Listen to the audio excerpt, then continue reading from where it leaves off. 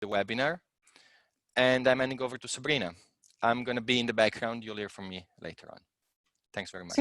Super. Thank you so much, Pierre. Yeah, and just welcome to those who've just joined.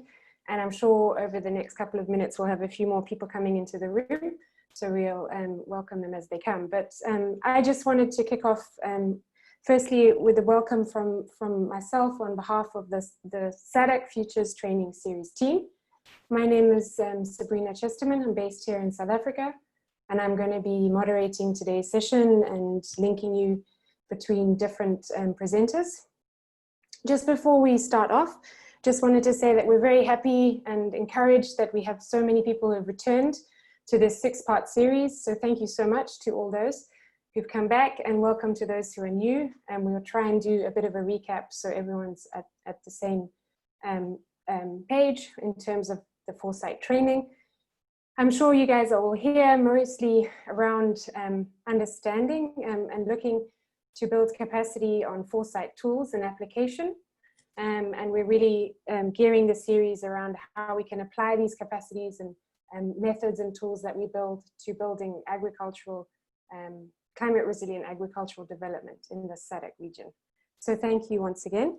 And just a quick word in terms of the training series and the origins and the partnership, how this has all come about. It's an initiative between the SADC Food and Agricultural and Natural Resources Directorate, FANA, as well as the Center for Coordination on Agricultural Research and Development in Southern Africa, CADESA, and it's implemented by the CGIAR program on climate change, agriculture, and food security. So a lot of the presenters you'll see, we're all representing CCAFs here. And it's facilitated through the German Development Corporation, and specifically the SADC GIZ program on adaptation to climate change in rural areas program, the ACRA program, and with kind funding from the German Federal Ministry for Economic Cooperation and Development, BMZ. So thank you so much to the wider partnership here. We are representing a much bigger team than you see here today on screen. So without further ado, I will get us into the second webinar, where we are going to be trying to look at understanding regional trends, multi-sectoral linkages and system linkages, and also looking at climate risks in the region. So Pierre mentioned this just very briefly, but I just wanted to give you a quick overview. This webinar series is part of a wider approach in terms of building Foresight capacity in the SADC region. So following the webinar, you will receive a toolkit, which encompasses much more sort of fleshed out materials on the tools and the methods and the application that you'll see within the webinar. There will also be a Foresight Training and Resource Center, which will be a specialized website we're building currently. And we're going to be putting all those resources, and that will be accessed via CADESA. Also on that website will be an e-learning course. So this allows participants to download it at their own time. And this will also be a certified course. And in terms of the webinar participation, for those who are able to attend all 6 and run through to the end of the series, this is also going to be certified. So we are here. We are in our second webinar. It's a set of 6 training webinars running every Wednesday at this time. So just a very quick brief background about the training team. The lead trainers are myself and Constance Neely, who you'll hear from a bit later. She's there on screen, she can give you a little wave. We also have climate and foresight specialists. We have Leslie Lipper, who you'll hear from shortly, and also Phil Thornton, who's there, can give you a little wave from sunny Scotland. And we have a climate specialist, Claire Quinn, here.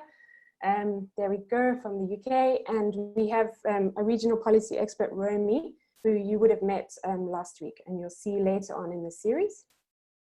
And obviously with anything, we have a huge team that's backing us. So again, not the people you see right here.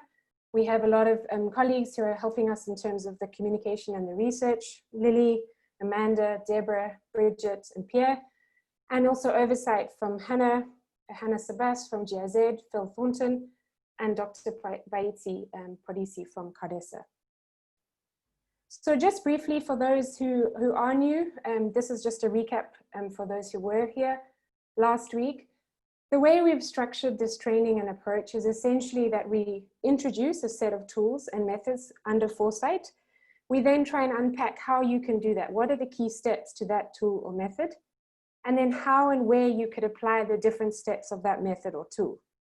And to do this all, we're also trying to embed this within application to our region in terms of the SADC region and our topical area in terms of agricultural resilience and building resilience to climate change. So we'll be giving you a lot of content examples, a lot of deep dive into both the region and the topic while we're teaching these tools and methods, which we hope allows you to understand and build capacity of how you can use them yourself and apply them. So I won't run over this too much. I think everyone's pretty Zoom expert by now. But just to let you know, we are running this like a training. We wish we could all be with you in the room and interacting and meeting each other and building relationships. But we will try our best to be using the chat box, to be encouraging questions, to be able to make everyone be engaged as possible. And from next week, we will also be using breakout rooms and lots more sort of working group participation. And so we just encourage you to be comfortable, to make sure you have water, to enjoy it, and to be as interactive as possible. So in terms of what we are going to be doing today, I'll be taking us through a recap on Foresight. This is for those new joining us, but also for those who were here last week. It is a good sort of refresher on what we learned. We're then going to be looking at trends and horizon scanning methods. This is part of the analysis phase. We will then have an interactive Q&A. We'll be inviting you to ask some of your questions.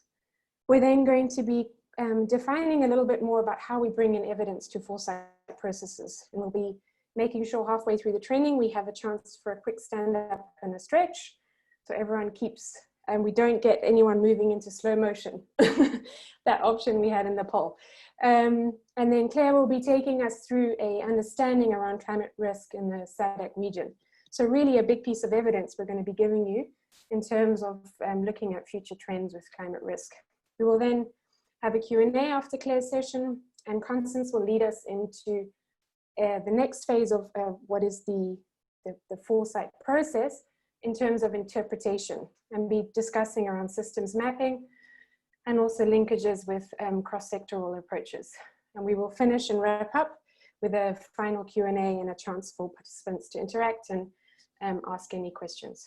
So that's our process for today. So just to quickly do a recap on Foresight.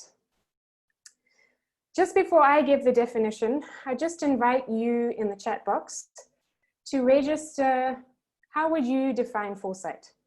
If you hear the word, I mean, for those coming from last week, hopefully you feel more confident to answer this. For those new, so if you can just register some of those definitions into the chat box, we'll be referring to those later. So just how you define Foresight, how you understand it. If you can refer to those and be putting those in the chat box, we'll refer to those just now.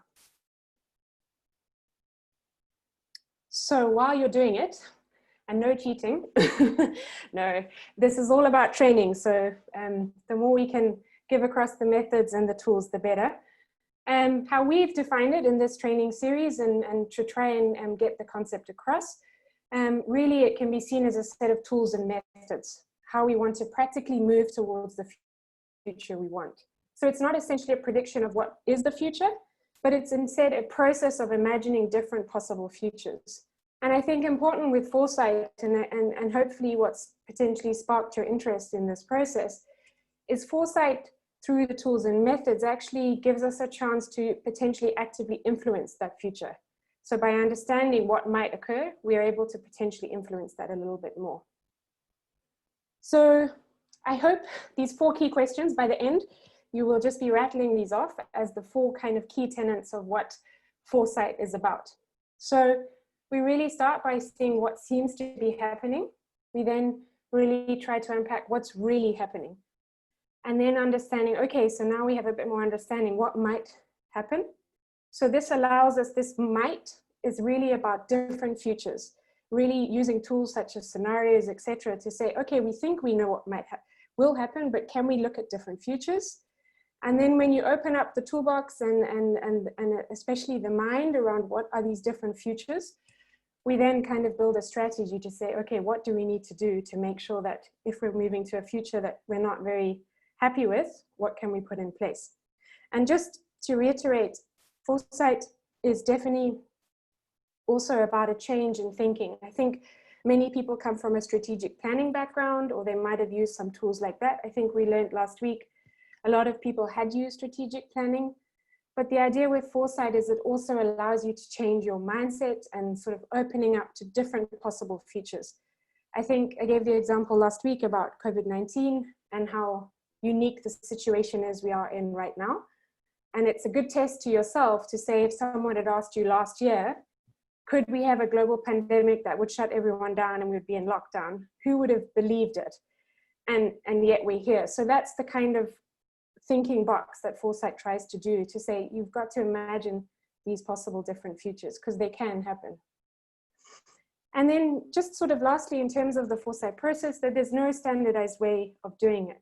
So for this training, we've put together a set of steps and key methods, which we feel are quite important in terms of planning for climate resilience and around agricultural production.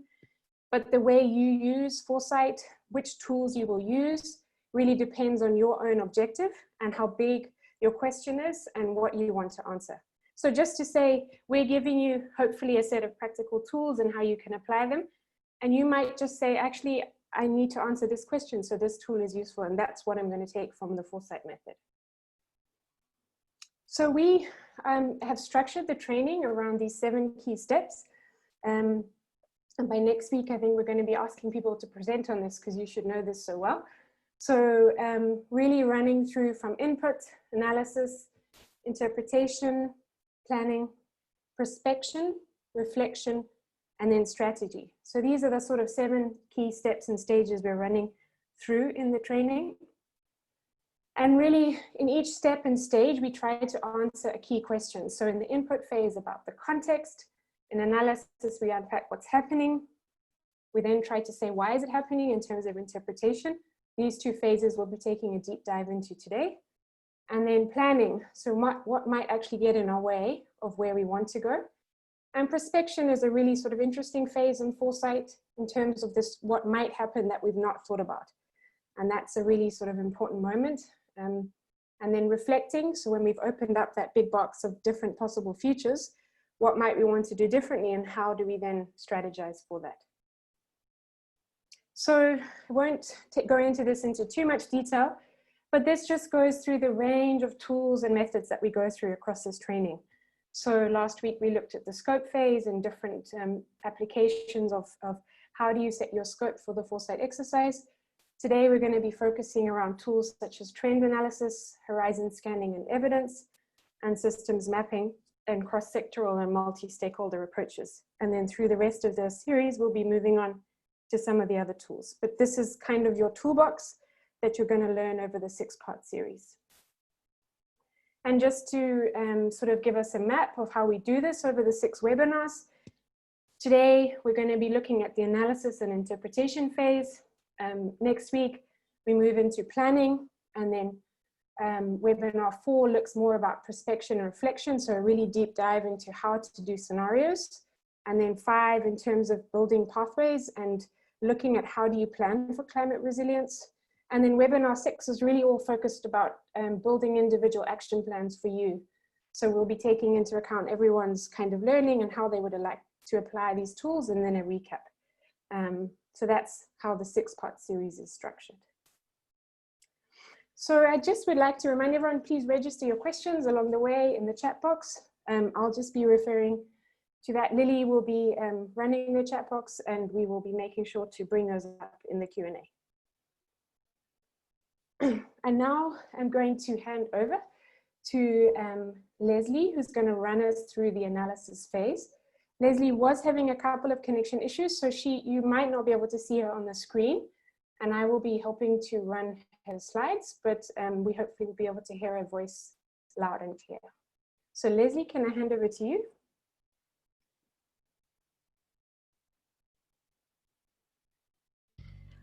Hello, everybody. Yes, we just had a big internet scare, so I'm going to turn off the video, but I hope the voice will come through fine for this. Anyway, you can see me now. Sorry, not that, the video. All right, so I'm going to be talking to you today about one piece of the analysis phase, which includes the trend analysis and horizon scanning. So we're in the analysis phase of what Sabrina just presented, and I'm going to be talking about these first two little bits there underneath it. Next one. Okay, now we're in trends analysis.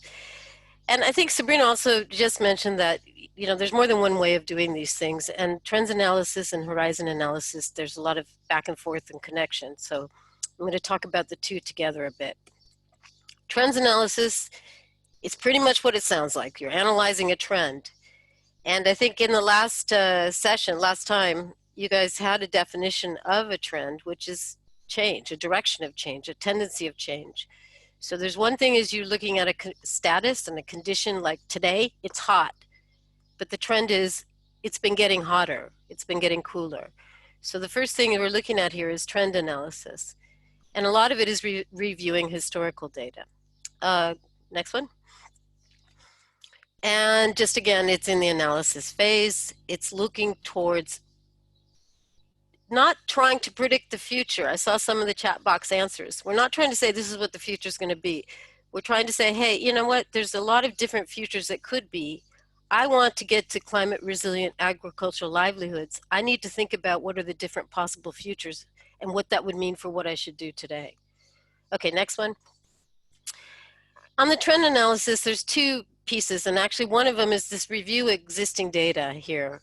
This goes on back and forth during the whole process. The point putting it here is that there's a lot of different sources of information used, and I think in the evidence section you'll hear a lot more about that. A lot of it is reports, models. You could actually set up something to talk to experts in the field, and in a lot of cases it's through workshop discussion. In some cases it's to react to things that have already been prepared, otherwise it's to build it from the beginning. Another big piece of the trend analysis is historical analysis, which I'm going to walk you through a little bit. Okay, next one. Okay, so anyway, on the developing a plan, this is the first step for your trend analysis. Here, think back to in the first webinar, the idea was, look, you need to define what's your scope, what exactly are you trying to look at, what problem are you trying to solve, and what's the specific context you're working in. So, and what are the things that are going to influence what you're talking about? Okay, in our context, we're talking about climate resilient agricultural livelihoods for SADC.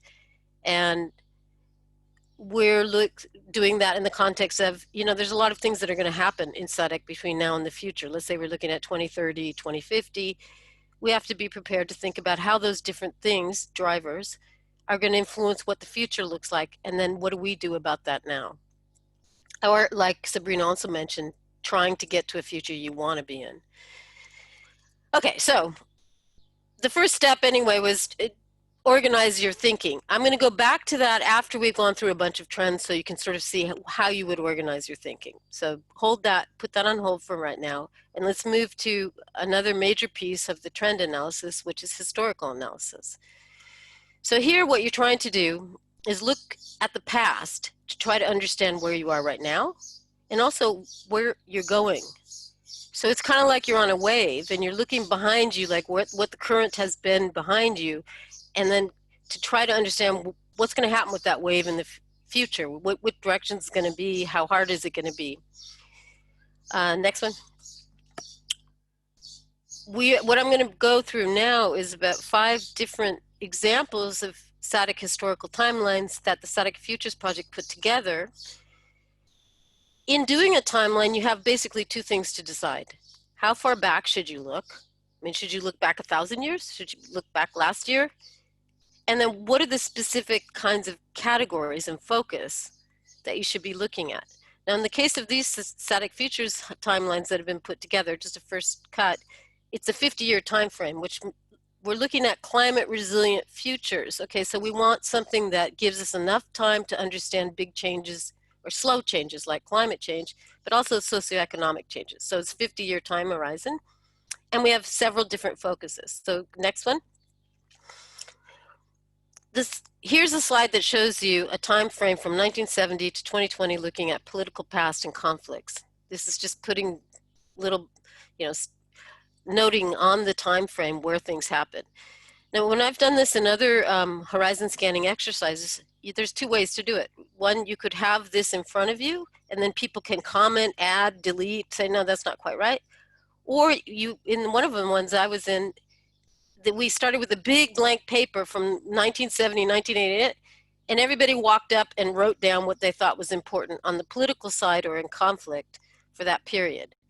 And there's two reasons you do that. One is trying to figure out what that current was behind you on the wave. But it's also to start to get to understand that, people have really different perceptions of what happened and what's going to happen. And that's a key thing in this kind of exercise. Okay, next one. This is another focus of a timeline, sorry. Time frame is the same. All of these time frames are going to be 50-year time frame that these drafts have been put together. But in this case, we're not looking at the conflicts, we're looking at health issues across different countries.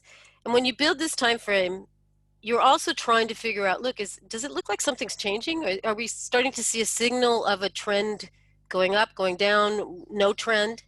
So for example, in this case, what you start to see, if you look towards the end and the right, you can see that DRC is a hotspot for these human health, the issues that have been raised here. Whereas if we go to the next one,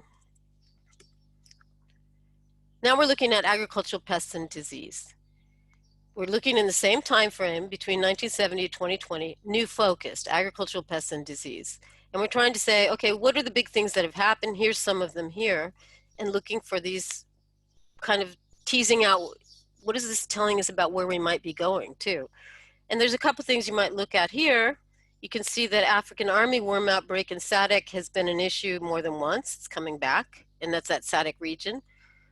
Whereas the foot and mouth disease seems like it's traveling between countries between 2002, 2004, and then 2015, it traveled to different countries. So it gives you an idea of not only that this is an issue, but how it's traveling over time.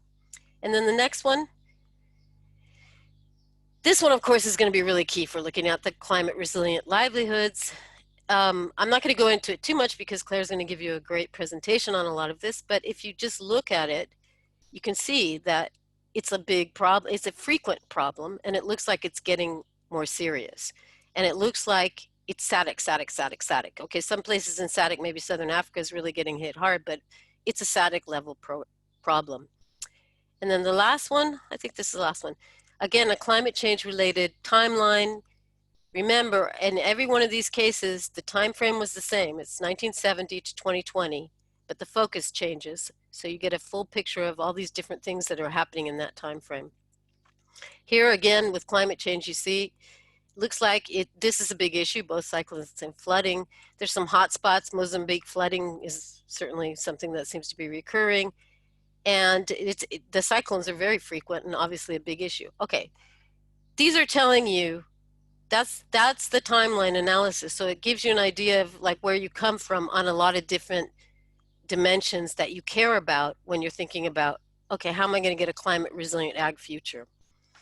So now let's turn to the second page, part of this analysis phase, which is horizon scanning, which, as you guys will see if you look in the literature, there's a lot of different ways of what's in and what's out and how people go about it. It's a lot of back and forth, but it's sort of a mixture of taking, say, statistical data, trends that you analyze, but also talking back and forth about how is this important in what we're trying to do and what implications is it giving us for how the future, what different futures might look like and what you would do with it.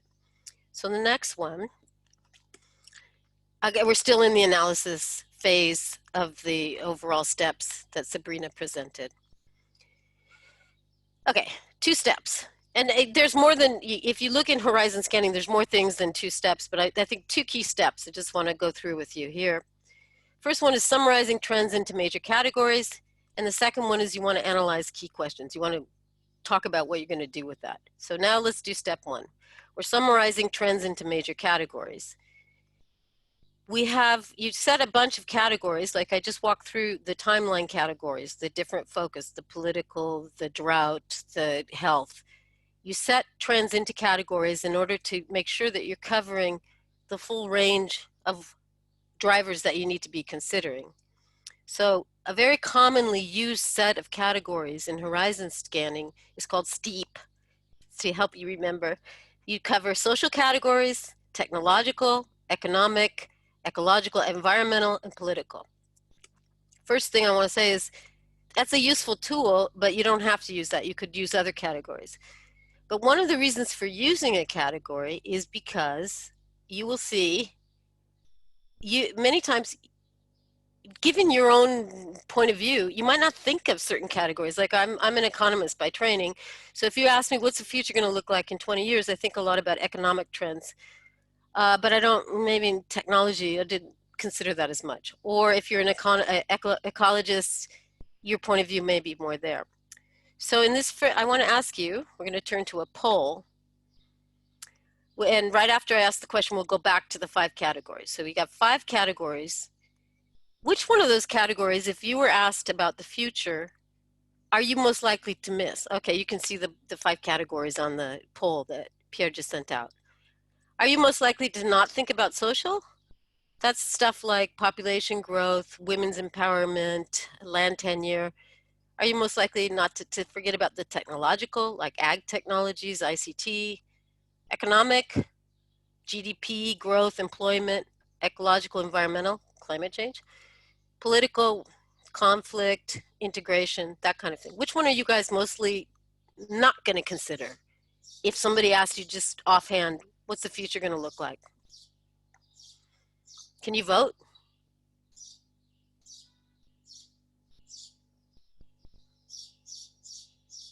Hello, this is Pier Andrea here. I hope everybody's able to vote. Some of attendees reported some issues with voting before, but I see that votes are coming in. So we have about 69% of attendees that have voted now. Let's give it a few more seconds. Let's try to get to 80%. Percentage of voting is increasing rapidly. So we'll soon get to 80%, hopefully, and then we can share the results. If you haven't voted yet, please cast your vote or report any issues in the chat if you're not able to. We're going to close the poll shortly, allowing a few more seconds, and the poll will end in 3, 2, 1. So the poll is now closed, and you should be able to see the results. All the attendees and the presenter should be able to see the results. Well, that's interesting. So most people didn't pick economic, so they would think of economic. But political, why is that one red? Is that the top one? Oh yeah, that's the top. Yeah, that's the top one. So 30% indicated that political category is the one that we're most likely to miss, followed by technological, and then social, and then of course the most economical and ecological, environmental are the least in the poll.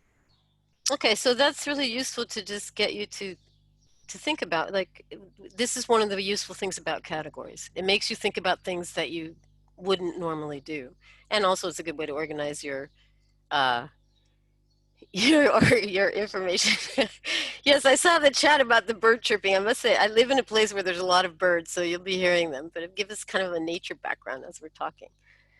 Okay, now we're moving into the SADC megatrends, and what I want to do is give you some results of a recent megatrend analysis I've been doing for SADC across those 5 categories with specific indicators for each one of those categories, and try to talk through what that would mean when we're starting to look towards building the, looking at the plausible futures and climate resilient agricultural livelihoods therein. So here's the kinds of more detailed indicators, but let's go to the next one because you'll see more specifically. Okay, we're in the social category and we look at population growth. Okay, everybody looks at this. This is a key issue. What do we see for SADC? First of all, I would like to say, there's two things I forgot in the intro. I'm not talking at all about climate change because we're going to have a much more detailed presentation on that following. So that's not one of the indicators here. Secondly, in terms of looking at doing an analysis of SADC or Southern Africa region, every single study has a different definition, and of course SADC changed over time. So like this is 2012 data, so it didn't include Comoros, for example. But overall, SADC is going to have a pretty substantial population increase, but at a lower rate than it's been in the past. You're going to have a lot of young people. It's a very young population and a lot of young people entering the job market, which is of course going to be very important, and particularly in rural areas. Population growth in rural areas is projected to be quite high. Okay, next one. We're still in the social area. Now let's look at urbanization. How much are people in cities versus rural areas? This slide is looking at Southern African countries, and it only includes a few of the SADC countries. It's South Africa, Lesotho, Namibia, Botswana, and Eswatini. But what you see is the Southern Africa region is that big dotted line on top. It's the highest rate of urbanization in all of Africa. It's expected to continue growing. And the reason it's growing is not so much because of rural-urban migration, but because population density is growing in rural areas and they're being reclassified as urban. There's a lot of growth in the rural areas to the point that they get reclassified. So that's another social one. And here's the last social, level of extreme poverty. This is a forecast that was done by the Regional Vulnerability Assessment. And what you see is good news, bad news. Number of people living in extreme poverty is actually going to go up, is projected to go up. But remember, you got the population also increasing. So as a percentage of population, it goes down. Nonetheless, I mean, we're looking at a really serious issue of extreme poverty in the region. Okay, so that's our social indicators. Let's go to technology. This one, I picked energy. Energy is a bit of a key technological sector. Here's a snapshot of what it looks like right now in this Southern Africa power pool, which includes most but not all of the utilities in the SADC region. Coal is the main source of power, and you have several renewable sources as well. If you go to the next slide, you'll see that there's a projected big increase in energy demand, but particularly in the industry sector, because that's where there's projected growth. Rural areas aren't getting a lot there, but that's partly because of the assumptions under the projections that there isn't going to be a lot of rural growth. So bottom line is probably still going to be some significant lack of energy access in rural areas. Okay, so moving on to the next category, I chose unemployment for economic. What you see here is the blue lines are the youth unemployment, the red lines are the overall unemployment. Youth unemployment is invariably higher, but there's pretty high rates in the region. Next is land degradation. This is in the ecological category.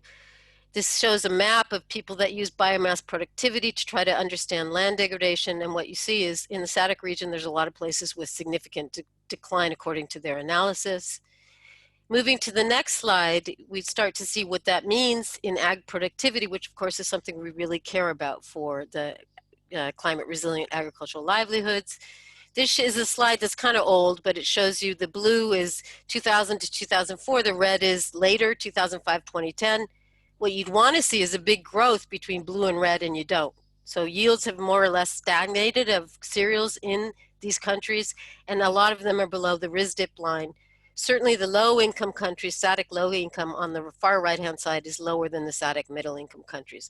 So not great performance on ag productivity.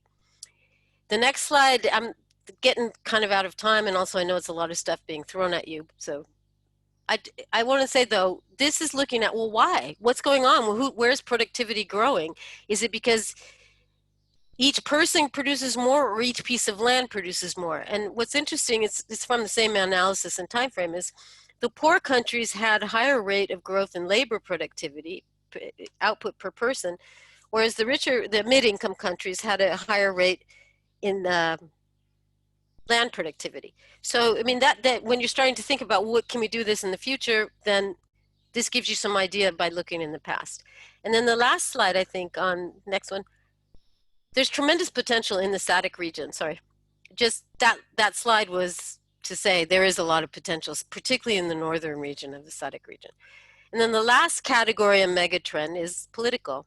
And to do that, one indicator is this regional integration. There was a study looking across the regional economic communities of Africa. That's stuff like, besides SADC, is East Africa Community, ECOWAS. There's several. SADC scored lowest of all, but they were all pretty close, I have to say. Only the East Africa was the highest.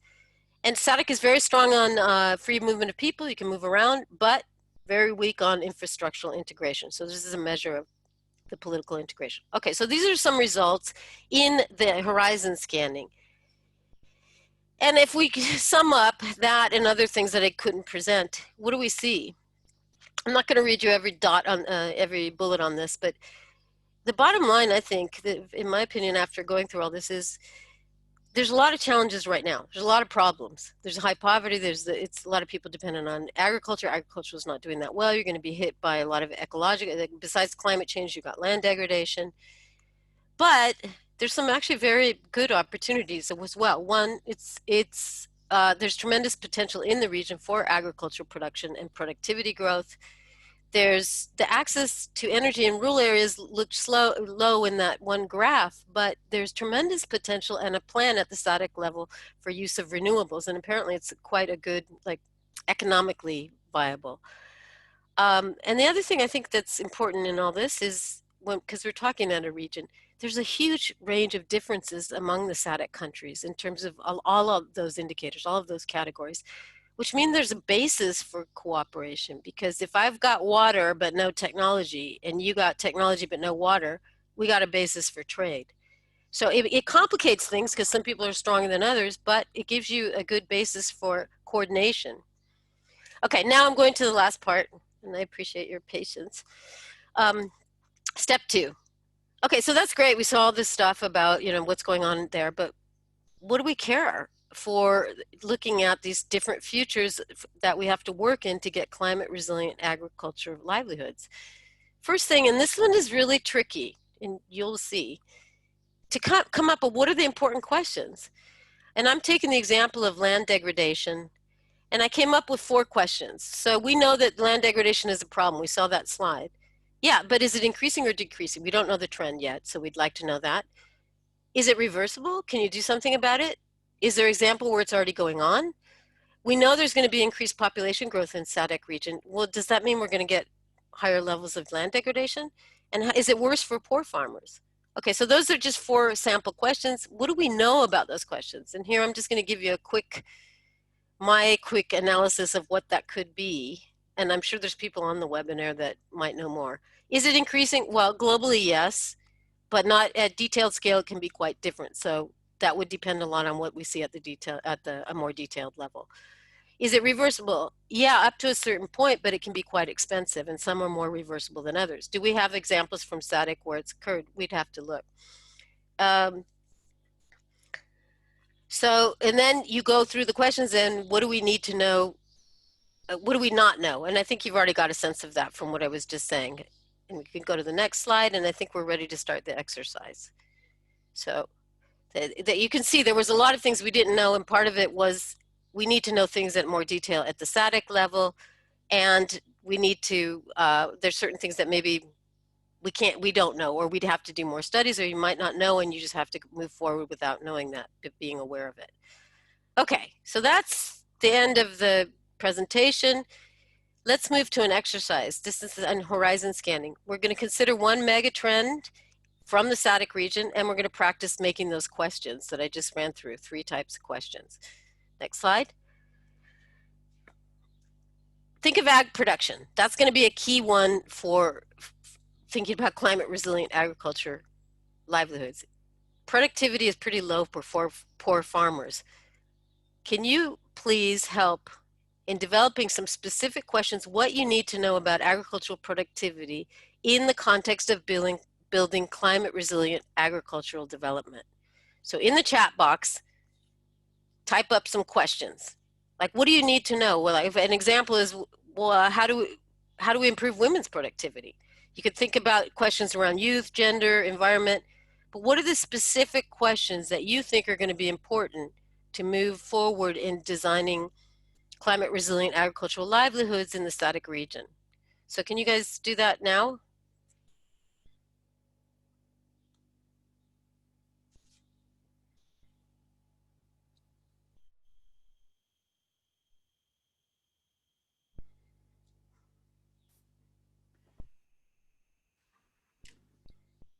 So Leslie, this is Constance, and so we're seeing what are the major causes or major causes of reduced productivity, what are the key constraints to raise agricultural productivity, which policies support increased agricultural productivity. So we're getting some great questions on what do we need to respond to. Okay, those are great. Like, maybe we should move to the next question because we're also running a bit short on time.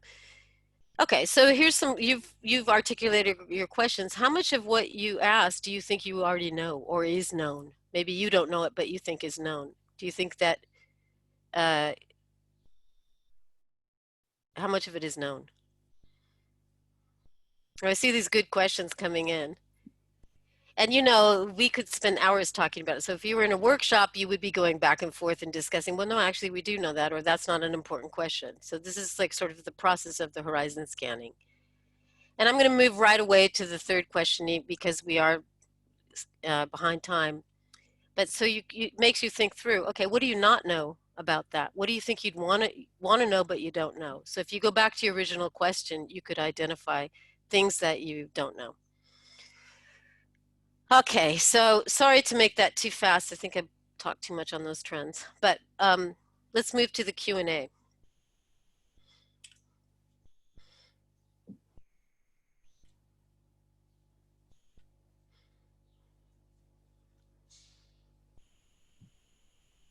Thanks, Leslie. Maybe Sabrina, yeah, I see you're also on video. It's unfortunate we don't have Leslie on video. Maybe you can try to come in video now, Leslie, for the Q&A and see how that goes. Okay. We're receiving great questions from in the chat. We're not able to answer all of them, but please keep them coming and they will be answered after the session. So whatever we cannot address today, they will be addressed after the session and you'll get answers to what you're asking. So we've got the first one comes from Alberto Elias, and Alberto is asking, who should do the trend analysis? A specialist? Maybe we take one by one, Leslie? Okay, that's fine.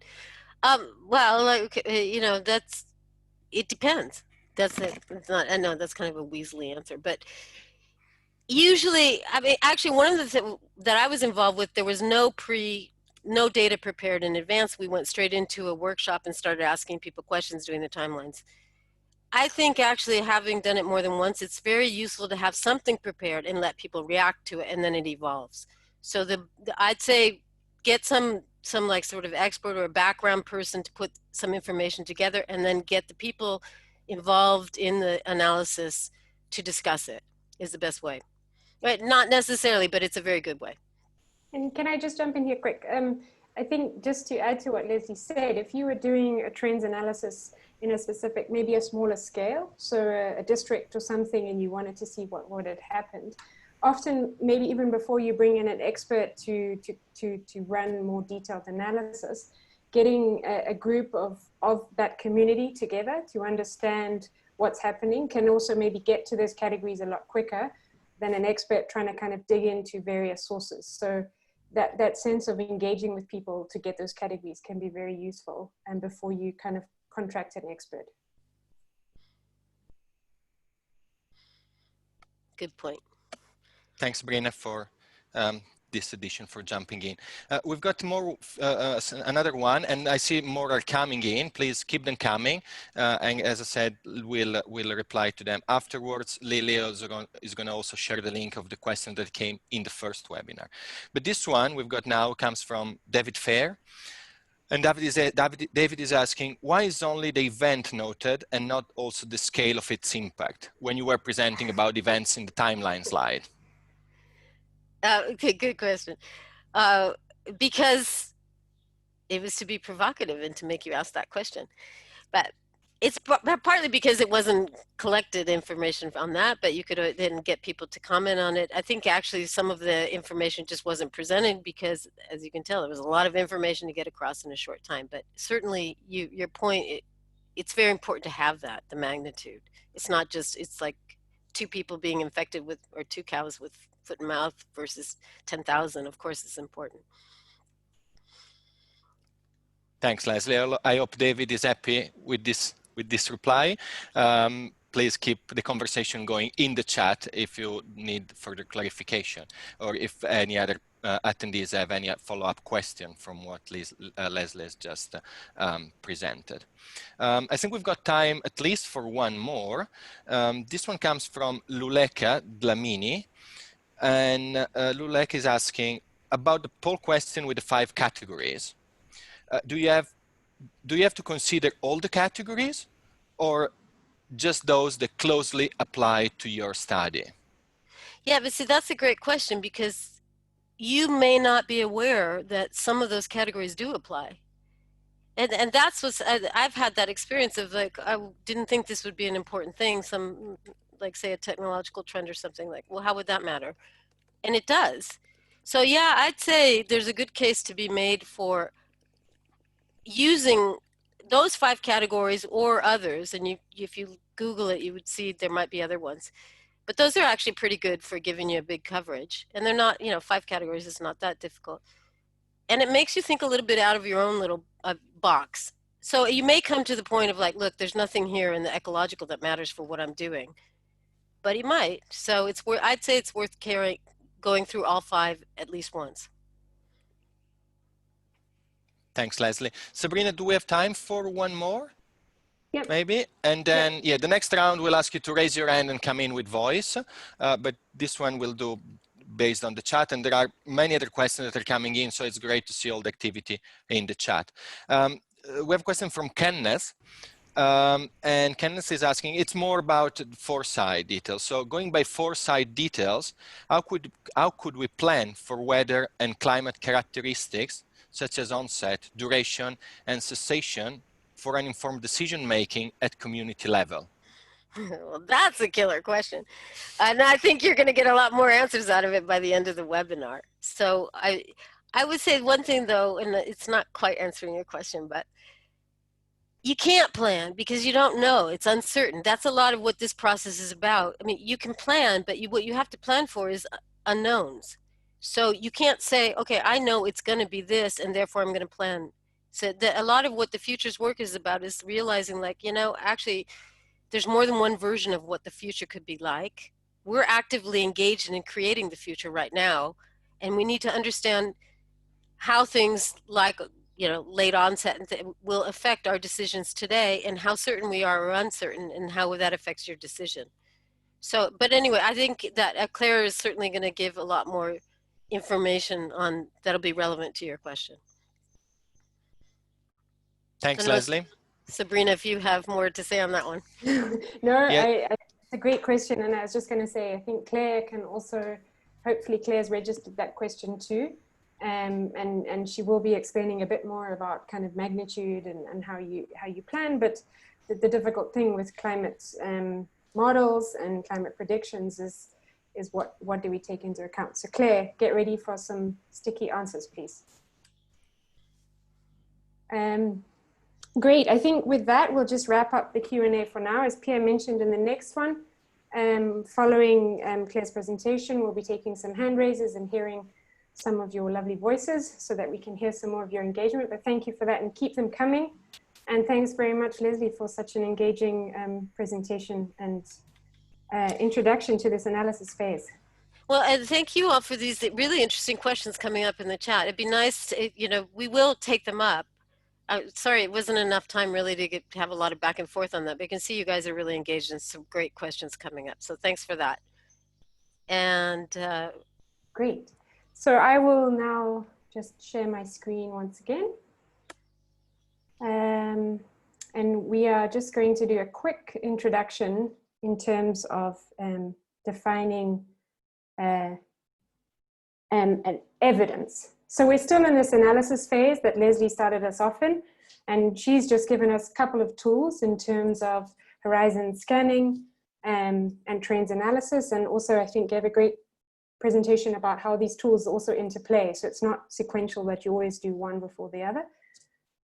I'm going to be discussing a bit about evidence. And just before I sort of bring Claire in to give us a big piece of evidence around climate risk, just to reiterate that we've put in this training framework evidence as a sort of strong method in the analysis phase, but evidence comes in everywhere. And as you go through the framework and the different parts and methods of foresight, you will come against evidence gaps. And I think David asked a very provocative question there to say we might see evidence. So we've seen a map of different events from 1970 to 2020. And so I might look at that piece of evidence and say, oh, there's been 7 floods. This is a serious problem. But that piece of evidence actually didn't give me the magnitude. So I don't know how many people were affected. And that was only one source. So it's also a really good point in foresight to be critical of what it's showing you. And then also plan, as you go along the stages, you'll bring in more about evidence. So I'd just like to invite you to our next poll. And so it'd be really good to understand what knowledge sources do you trust. So Pierre, if you're able to bring up the poll. So if I've mentioned evidence, and you've got these options in terms of testimonies, local knowledge, expert opinion, scientific data, crowdsourcing, maybe something other, what do you trust? What is your sort of instinct? Like, this is an evidence piece that I trust. So we're got about 20% of the votes. We'll keep it going. Seeing some quite strong trends here. We'll wait until we try and get about 60 to 70% of you voted, getting closer. So if you'd like to register your last votes, and then we'll wrap up the poll. We'll just give a couple more seconds. And then Pierre, if you can close the poll in 3, 2, 1, close it. 7, yeah, great. Okay, so I hope you can all see the results. A resounding majority have picked scientific data as their sort of knowledge source they trust.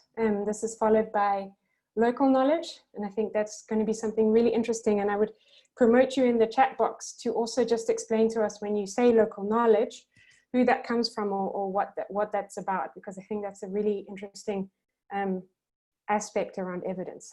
Not many people so far thinking about crowdsourcing. Expert opinion, about almost 50% of people. And again, it would be interesting to say, Leslie just got asked a question about who is the expert and do you bring in an expert to do trends analysis? So again, a kind of provocative question back to everyone in terms of like a foresight process, who is the expert? And again, depending on your scope and your geopolitical boundary and your stakeholders, who would you consider to be experts? Yeah, so it's just really, this session is just teeing us up to question and to really think about when we define evidence and when we bring in evidence, to think a little bit more broadly around this definition. So maybe we are more used to referring to scientific data, scientific publications, expert opinion, etc. But in a foresight exercise, if we're really going to open up our mind to these different futures, that's when it becomes really important to what evidence you bring in. Because if we still look at the same evidence continually, that might not get us to a different sort of prediction or a different state of mind of something that might emerge in the future.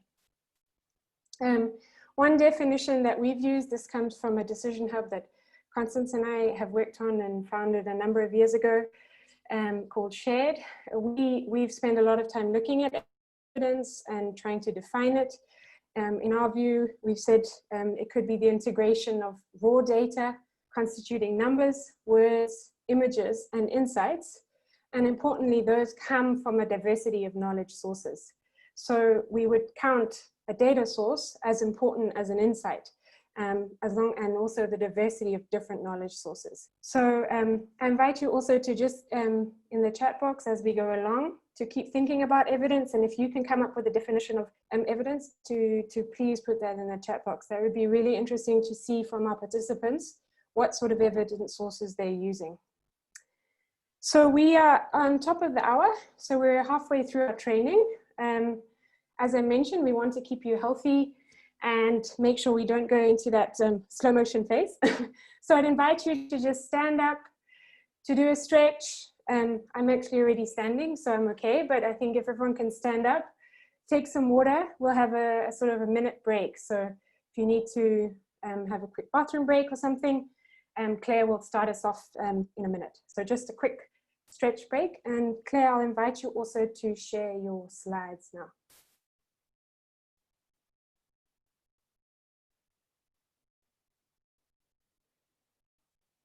Claire, if you can share your slide deck to get ready for the next bit. And I hope everyone is doing their stretches, having some water.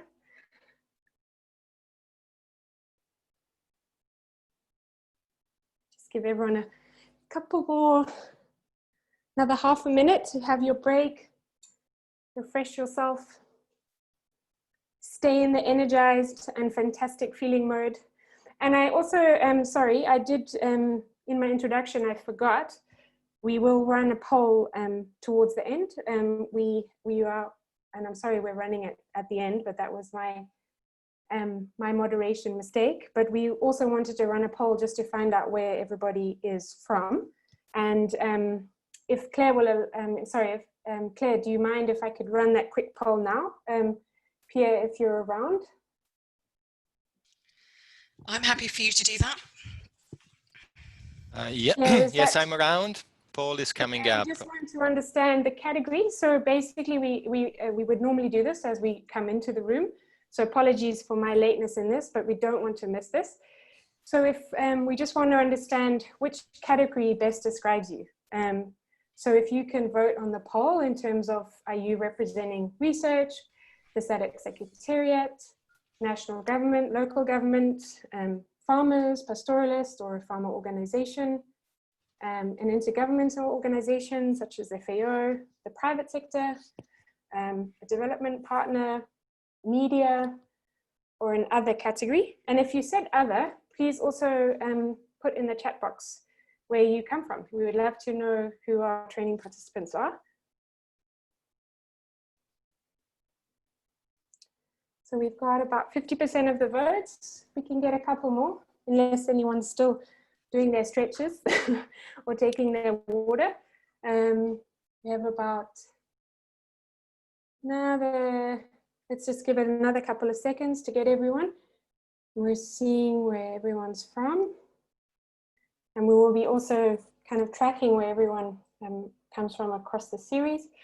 I'm hoping we get you staying with us for this, for the 6-part series. Okay, so we're almost at 70%, just one more vote, and then I think we'll close the poll.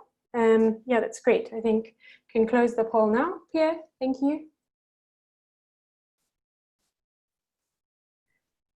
Okay, so we can see a majority of our participants come from research and academia. We've got 5 participants from local and national government. We've got lots of representatives from local, national, and international NGOs and CBOs, some private sector representatives, 2 partners from 2 development partners and donors, and we've got a couple from others. So if you let us know other, that would be great. So thank you very much for letting me do that, Claire. Sorry, we will run that poll at the beginning, but it's really nice to know who our audience is. Great. So, so if we're ready for me to make a start, then I will start talking about climate risks. So we're doing some work as part of this bigger project, but what I wanted to do was start to think about how we understand climate risks and the evidence that we can pull together around climate risk. And the first thing I wanted us to think about is answering a question. Because oftentimes we're thinking about a country or a region and the climate risks and how climate change might impact the economy and society of that country or region. But actually that's about personal individual experiences accumulating for that country or region. So in the chat box, it would be really helpful and interesting to see what people have experienced personally in relation to climate change. And Sabrina, if you can highlight any of these sort of initial things that are coming in that chat about people's personal experiences of climate change. Sure, no problem.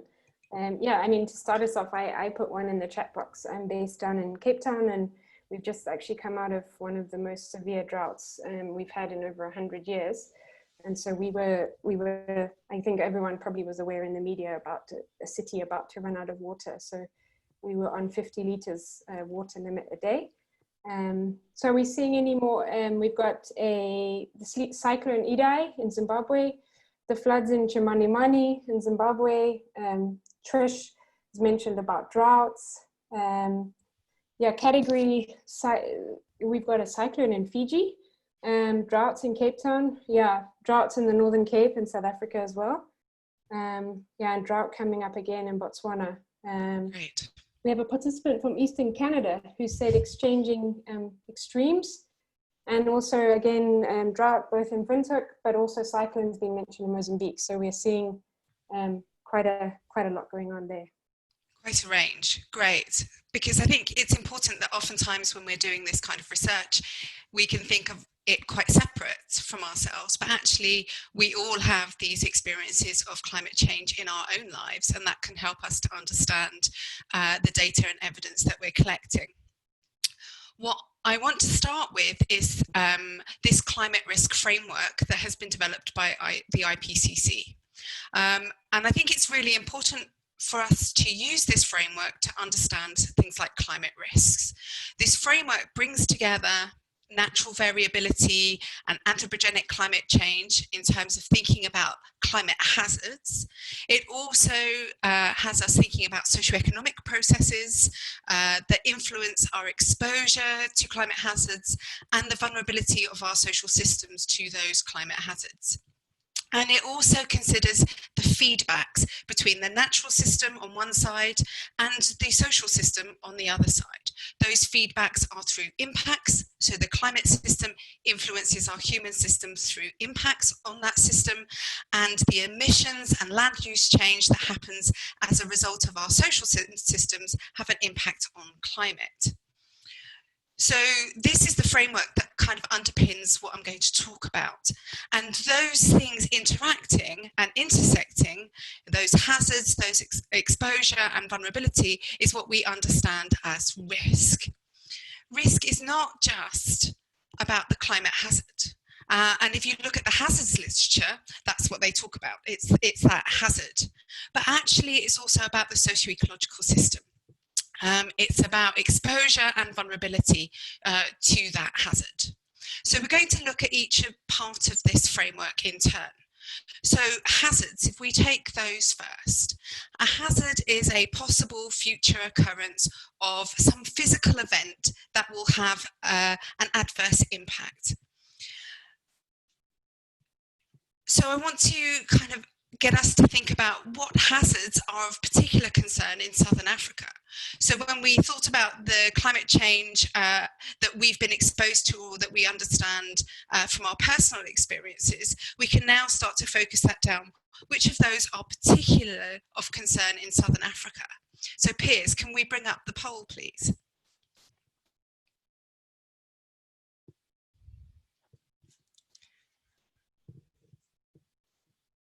Sorry, I didn't realize I was on mute. Sorry. Let me bring up the poll. And maybe Claire, in the meantime, if you can maybe move the microphone a bit further away, because you're breathing in it a bit. So we can adjust that while we run the poll. Thanks, Claire. So the poll is now on, and attendees should be able to vote. Please cast your vote. And this is multiple choice, so you can have more than one vote. In the meantime, I also see that Darian has some issues in the screen. So is not able to see the screen. Maybe Darian would be useful for me to know in the chat what you're seeing. Are you seeing Claire? Are you seeing anything? So you should see the video of Claire and then the presentation in the main content area. Make also sure that if you're on the laptop, you use full screen. So on the top of the Zoom room, you have the option to go full screen. In the meantime, we got 70%, 72% of attendees have voted. It's going fast. We're already now at 76%.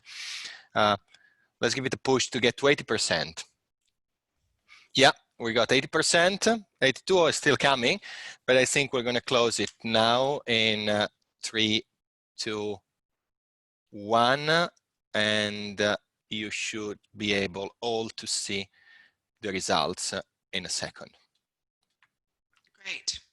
So we can see that obviously drought has come out as our top hazard of concern in Southern Africa, but also floods, extreme weather events, and changes in seasonal patterns as well. Okay, so if we move on then, so the work that has been funded by GIZ, the Adaptation to Climate Change in Rural Areas in Southern Africa programme, the ACRA programme, these are some of the hazards that have been identified in that programme. And we're concerned with the hazard, but also the size of that hazard, the magnitude, the extent of that hazard, the area that it covers, and also the speed, the rate of change about that hazard.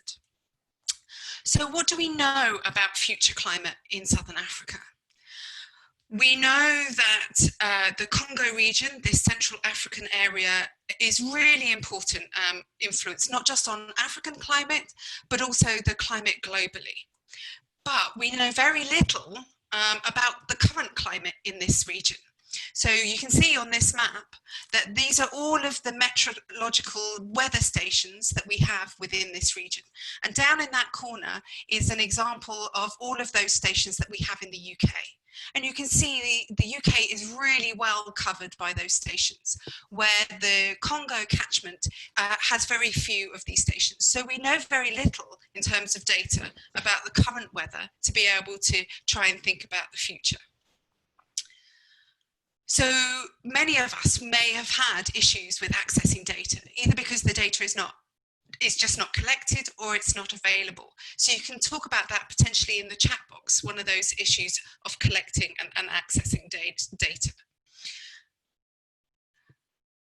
The Southern African region is also an area of really complex atmosphere and oceanic interactions.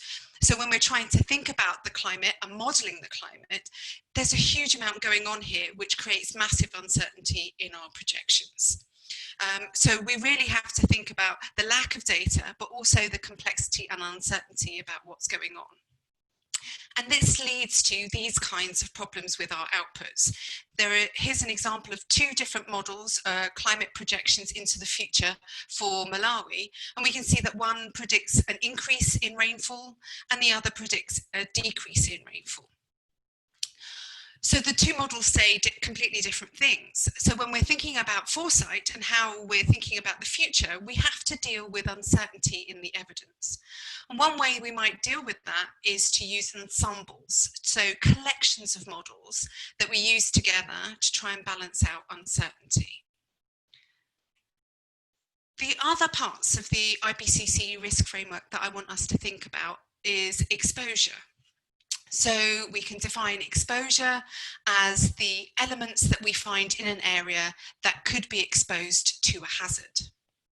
So those things might be people, their livelihoods, species and their ecosystems, environmental functions in terms of how the environment provides services and resources, the infrastructure from our social systems, or our economic, social and cultural assets that we find in these locations. So that all of those things will drive exposure to climate hazards. And then finally, we need to think about vulnerability in our framework. And vulnerability is this propensity of a system or an asset to be adversely affected by an event, so by a hazard.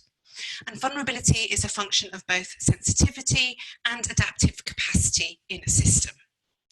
So sensitivity is the degree to which a system is affected, and some systems might be quite robust, they're able to absorb changes and continue to function, and other systems might be quite sensitive, and therefore even a small change in climate is likely to have large impacts. And then adaptive capacity is the ability of those systems, institutions, or people, or organisms in our environment to adjust to the damage that is caused by hazards, to take advantage of opportunities that are caused by climate change, and to respond to the consequences. So all of those things together, adaptive capacity and sensitivity, cause vulnerability.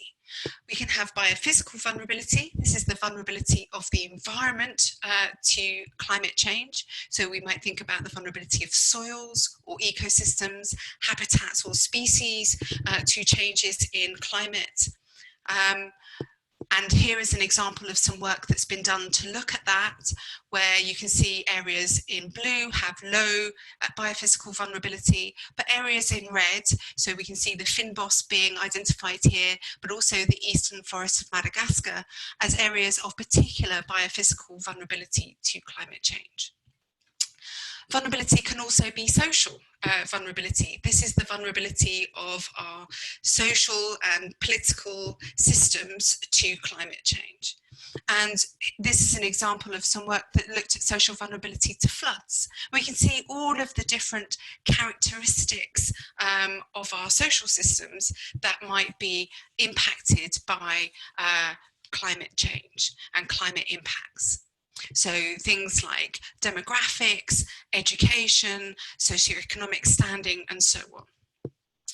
So we've considered all of the elements of this framework of hazards, exposure, and vulnerability, and how they intersect to cause risk.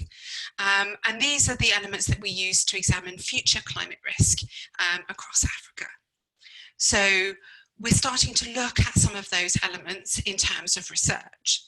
And there's been plenty of research that's been done to have a look at these things in more detail and try to unpack those different elements of climate risk with data.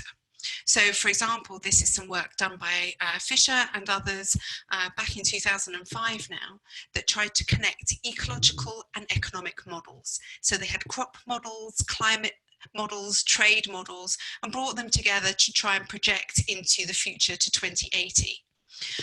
And what you can see from these maps is that the different climate models are represented in each of those maps, and they're looking at the potential for cereal production across the region under these different climate futures. And what they found was that overall, there will be a net loss in agricultural potential. So the ability to grow cereals is going to reduce into the future across the region. But there are large variations between different countries. And so this is one of the difficulties when we look at regional level as opposed to country level, and trying to make generalizations from that. There's also been other work that's been done by Schlenker and Lobel back in 2010, so a little bit more recent, where they combined crop and weather data, but also farmer responses, so trying to build in adaptations into their models. And they looked at the impact for the countries, again, across the Southern Africa region for 4 different crops. So we can see maize, sorghum, millet, and groundnuts. And again, the impacts that they identify are mostly negative in terms of the impacts of climate change on those crops. So now I want to finish with looking at some evidence from some work that I've been involved in that is still continuing at the moment. So this is kind of the first step of that work. And what we did, we're trying to understand regional vulnerability across the SADC region and identify 10 indicators of vulnerability. These included biophysical indicators, crops and soils, but also social indicators as well. We try to capture exposure in terms of things like access, sensitivity, and also adaptive capacity, things like education and so on. And we use those indicators to map vulnerability across the SADC region down to district level. It's really difficult because not a lot of the data is available at district level. A lot of the data is only available at a country level, which means the scaling presents some challenges. The red areas in this map are the areas that are vulnerable. So the northern areas of the SADC region, parts of Tanzania, the Democratic Republic of the Congo, Mozambique, Madagascar, and so on. What we can then do is take that vulnerability map and overlay our projections of drought and other extreme climate risks. So here we're mapping drought to 2100 under an intermediate future scenario. So this is where we see stabilization of emissions and about a 2.4, 2.5 rise in temperatures globally. And we can see how areas of future drought in 2100 overlay with our current areas of vulnerability. And we can do the same looking at future drought under a worst case scenario. So this is where temperatures globally are about 5 degrees warmer than they are currently. And we can see that the area that is going to experience drought expands under this more extreme future scenario. We can do the same with rainfall and looking at, in this case, extreme rainfall events. So those cyclones and periods of very high rainfall. And we can again overlay that over our vulnerability maps to look at in an intermediate future in 2100 where those extreme rainfall events are likely to happen and how that intersects with vulnerability, and again in a worst case scenario where even more of the areas of Angola and the DRC but also the East African coast and Madagascar are covered. So this is just a quick run through of how we can do climate risk assessments to generate evidence for thinking about the future. We're using these assessments to identify hotspots, so places where hazards and vulnerability and exposure intersect, so those climate risk hotspots under that IPCC framework, so that we can target those areas for adaptation, for interventions and for planning. But there are big limitations to this kind of approach in terms of data availability, the uncertainty that we have in our models, and this is a particular issue for Africa. And the scale at which we can access data is also a particular issue. So that's as far as I want to go today, and it was a real whistle-stop tour, but I'd like to open us up to some questions. Thanks, Claire. Maybe we can also have Sabrina coming in with video to manage Q&A. I see there's been a lot. Well, let me also turn on my video. There has been a lot of activity in the chat, mostly comments or answers to the question that Claire was posing through the presentation. So that's great. So maybe what we can do for this round is just to see if anybody wants to come in with voice and ask question to Claire or Sabrina, or maybe to Leslie for the presentation before, but especially Claire. So I'd like to invite the attendees that would like to ask questions to raise your hand. You should see the raise hand button in your Zoom window. So please raise your hand and we can unmute you so you can ask your question. And we're looking for short questions, not for statements or comments. We really would like to take the time to hear questions. Sabrina, any? No, I was just saying, Justice, you've just asked a nice question. Do you want to put your hand up and pose it to Claire? If not Claire, I've seen another question about the linkages. Do you want to pose those to Claire? If you just put your hand up, Pierre will unmute you, so we can also hear your voice. Justice or Kenneth, do you want to ask one of those? Yeah, or anyone we've else? got Kenneth, so Great. I'm gonna give you the option to talk. Kenneth, you should be able to unmute your mic now. if you are on, yeah.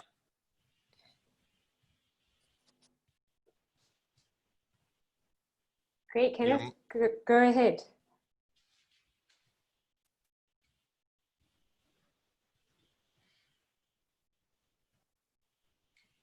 Can you hear us, Kenneth? We can see you unmuted, but we can't hear you yet. If not, I can pass on your question.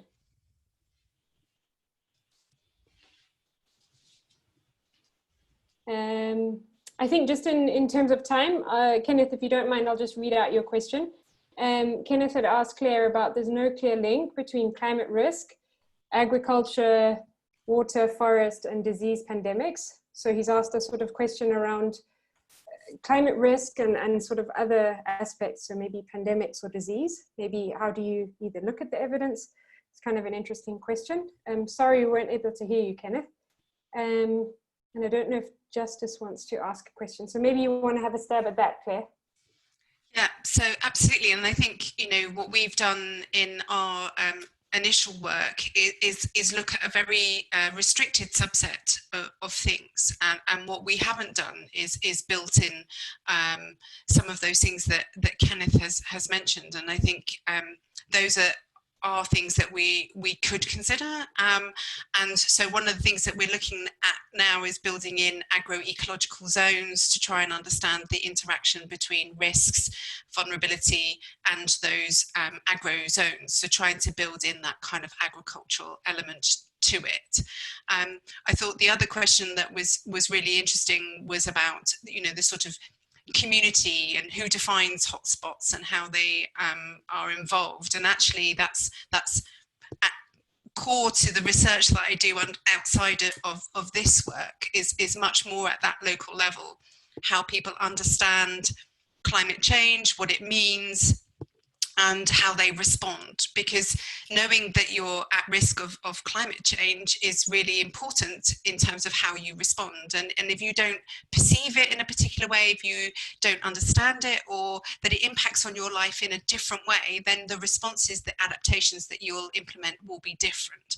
And those are the things that are really important to explore, and the type of farming system that you're in, and all of those sorts of things, the social, cultural context will influence how you perceive your risks and what you do in response to them. And that was the paper that I've posted a link to that will lead people into some of that research that I've done. Great, thanks. I mean, Pierre, would you be able to, we've got another hand up from Temitope. Could we get Temitope's question?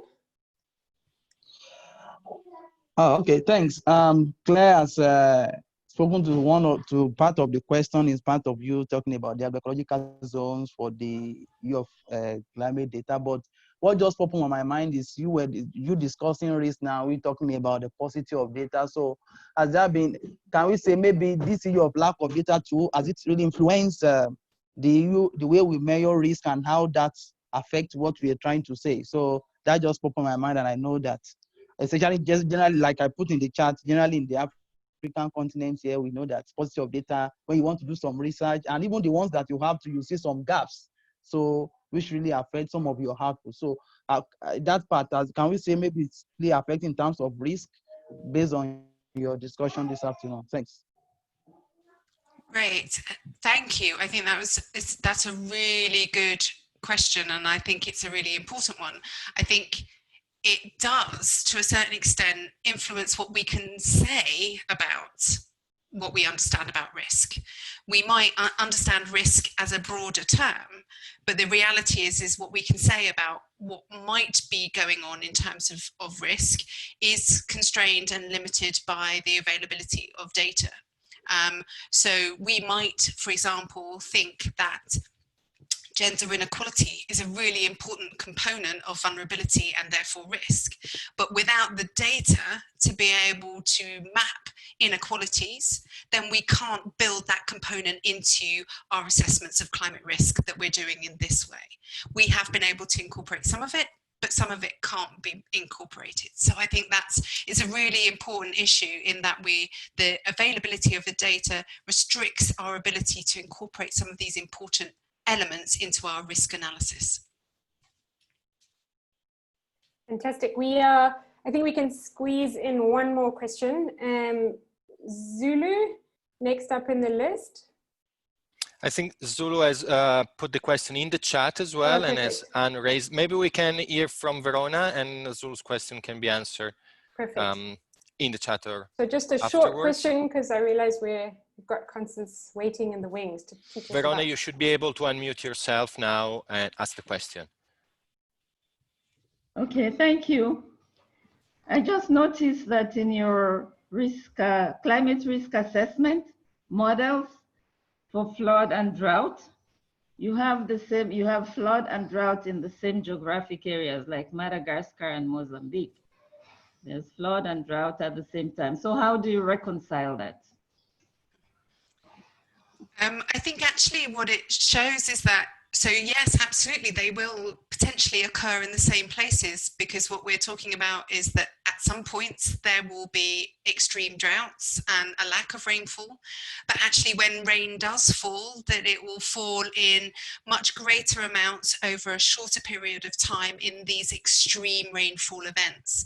So actually, that it's not unusual to expect both of those things to happen in the same locations. So actually, some places will be exposed to more than one climate hazard. And so we have to think about how we plan for and adapt to the fact that we will suffer from droughts, but also that we will have extreme rainfall events, and that we might have other types of climate hazard all happening at the same time. Great, thank you so much. Well, thanks so much for the questions, and we're seeing quite a few more registered. I think Justice has asked a very interesting question about attribution of research and who gets credit at the end in terms of how this is going to benefit the farmers. So we're going to make sure that we respond to all of these questions, and we'll respond following the webinar, whatever we're not able to. But thank you so much, and Justice, great question. I now would like to hand over to Constance. She is going to take us into the next essentially phase of the Foresight Framework and teach us a couple of tools and methods. Constance, sorry, we're a little bit into your session, but I think we can catch up. Absolutely. Thank you so much, Sabrina. And it's been great to have these talks from Leslie and Claire, and all of the amazing comments and questions throughout. So we're moving into the interpretation phase of our framework, and we're going to spend some time on systems mapping and the multi-sectoral and multi-stakeholder linkages that that influence those. Sorry, just trying to get the slides to move. So as you can see, we're in the interpretation phase. We're talking about why are things happening. Now we hear why are things happening in the analysis phase. So you'll see that there is some overlap, some back and forth. It's not like you move from one and then you don't do anything with that phase again. So I wanted to just quickly check in and see with poll 7, Pierre, if we could find out what people's experience has been with mapping systems. So we've got some options here. I'm new to it. I've done it in a workshop. I have lots of experience and I've taught it. Just want to get a sense of the experience as we go through this.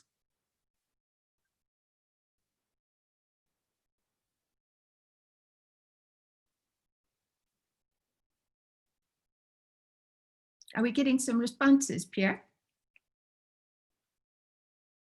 Yes, sorry, Constance. Yes, we've got 66%. And yeah, we'll run it for just a bit longer, maybe till we get to 70%. So I encourage attendees that have not cast their vote yet to send it in. We're gonna close the poll in 3, 2, 1. The poll is now closed, and I'm gonna show the results. Okay, brilliant. We have a number of us that are new to it, some that have been involved in it, in systems mapping and workshops, and then I'm happy to see that we've got some colleagues that have a lot of experience, so you can also add in ideas in as we move along. Thanks so much for that. So let's just talk about why we do systems mapping in Foresight. Systems mapping actually allows us to look at the elements, the actors, and the relationships within the system. And as importantly, it gets the stakeholders to share their insights. Maybe they have diverging views, and to interact and dialogue as maps are built. So Irene was asking about the stakeholders. Who are the stakeholders?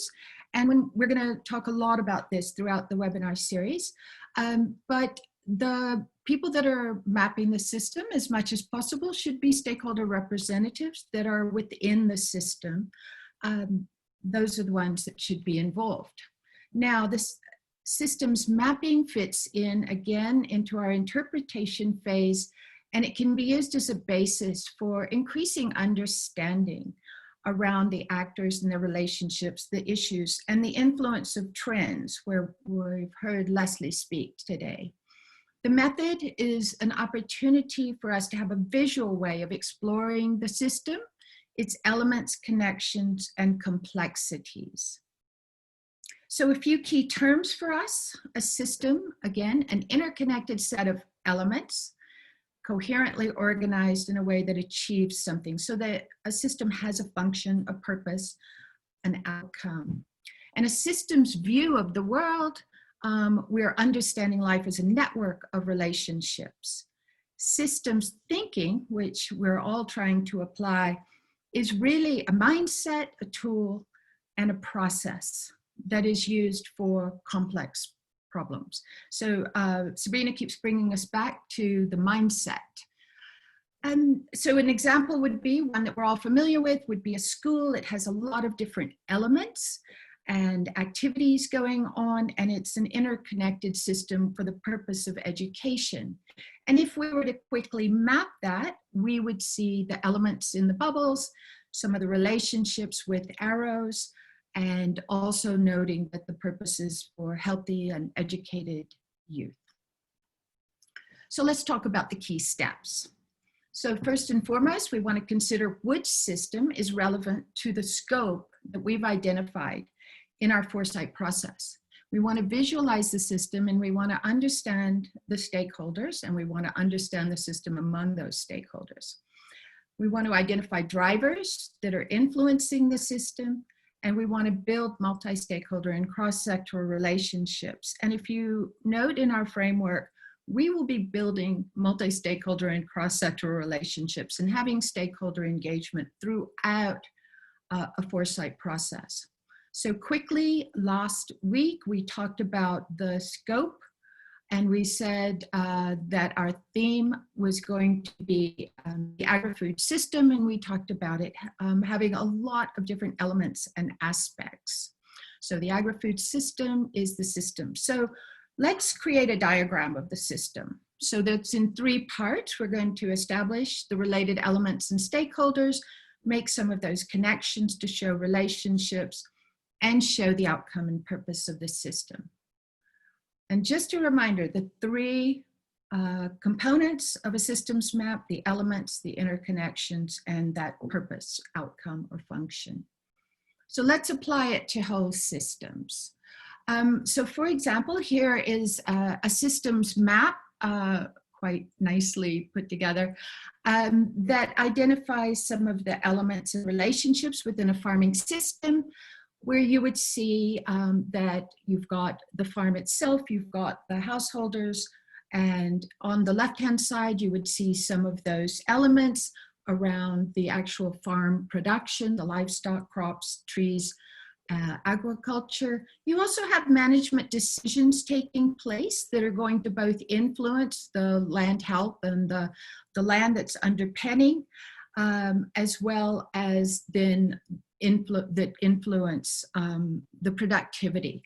And so the outcome would be farm products, it can be income, but you can also have outcomes that are less positive, like losses or an environmental impact. On the right-hand side, you see that there's a lot going on in the household, that we're trying to rear the children, have good health, we're preparing food, but then that's oriented towards the economic and social well-being, our quality of life, and of course, constant work on where the allocation of labor takes place.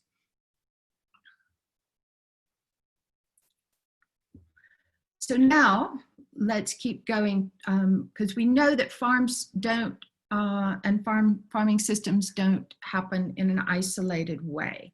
So let's look at some of the other dimensions that both influence the farming systems as well as are influenced by the farming system.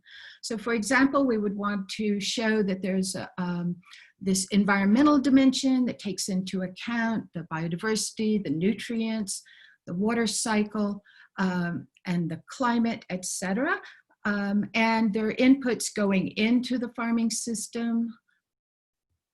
Then moving on from the environmental, let's go to the economics. So the farm products typically feed into value chains, which you can see in the blue circles. And so you might see as the product is moving through, some things will be exported, there may be waste along the way, imports coming in to add additional products to the value chain, and consumption. And then, of course, associated with this would be labor, would be employment, as well as the flows of money.